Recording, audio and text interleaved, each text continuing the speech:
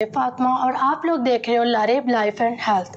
آج کا جو ہمارا ٹاپک ہے وہ اس بارے میں ہے، جب آپ کو ٹی بی ڈائگنوز کی جاتی ہے کہ آپ کو ٹی بی ہے تو اس کے بعد آپ کو اس کی کیا احتیاط کرنی چاہیے اور آپ کو کون سی ڈائٹ یوز کرنی چاہیے، کیا میڈیسن سے زیادہ احتیاط ضروری ہے اور ڈائٹ، آج ہم سارا اس بارے میں بات کریں گے۔ سب سے پہلے جب آپ کو ڈائگنوز کی جاتی ہے بیماری کہ آپ کو یہ ٹی بی ہے، جب آپ کو پتہ چلتا ہے تو اس کے بعد جو احتیاط ہے وہ دوائی سے بھی زیادہ، میڈیسن سے بھی زیادہ ضروری ہے۔ آپ میڈیسن نہ بھی یوز کریں اور آپ میڈیسن نہیں یوز کرتے لیکن آپ اس کی احتیاط کرتے ہیں، اپنی جو ڈائٹ ہے وہ بہت زیادہ اچھی رکھتے ہیں تو آپ اس سے بہت جلد ریکور ہو سکتے ہیں۔ لیکن اگر ہم میڈیسن یوز کرتے ہیں، احتیاط نہیں کرتے اور ڈائٹ اچھی نہیں لیتے تو آپ کبھی بھی ریکور نہیں ہو سکتے۔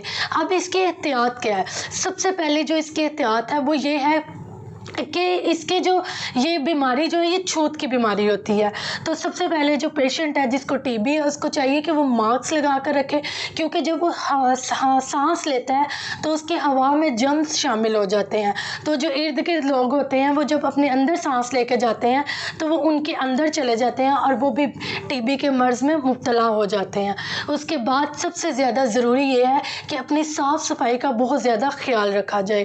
اگر آپ لوگ گندگی میں رہتے ہیں تو آپ کبھی بھی ریکور نہیں کر سکتے، بلکہ یہ بیماری اور زیادہ بڑھتی ہے۔ اس بیماری میں آپ کو چاہیے دن میں 2 مرتبہ آپ نہائیں، کپڑے روزانہ کے روزانہ چینج کریں، اور جہاں پر آپ بیڈ شیٹ جس پہ سوتے ہیں بیڈ پہ وہ بیڈ شیٹ روزانہ چینج کریں۔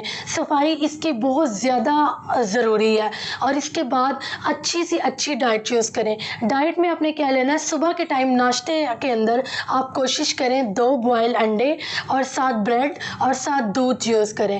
پھر دن کو آپ جو سالن یوز کریں وہ بکرے کا گوشت ہو، لیکن بکرے کا گوشت یہ ڈالٹا گھی وغیرہ میں نہ بناؤ بلکہ مکھن یا دیسی گھی میں بناؤ، وہ یوز کریں۔ پھر اس کے بعد اس کے ساتھ ساتھ آپ لوگ فروٹس جو ہیں وہ زیادہ سے زیادہ یوز کریں، یہ اس کی ڈائٹ ہے۔ اور ویک میں 4 دفعہ لازمی آپ بکرے کا گوشت کھائیں، بڑا گوشت نہ کھائیے گا، بکرے کا گوشت کھائیں اور انڈے کھائیں، دودھ پئیں، مکھن کے اندر سالن بنا کر کھائیں یہ، اور فروٹس جتنے آپ زیادہ سے زیادہ فروٹس کھا سکتے ہیں وہ کھائیں، فریش جوسز کا استعمال کریں اور کولڈ ڈرنک، فاسٹ فوڈس ان چیزوں سے پرہیز کریں۔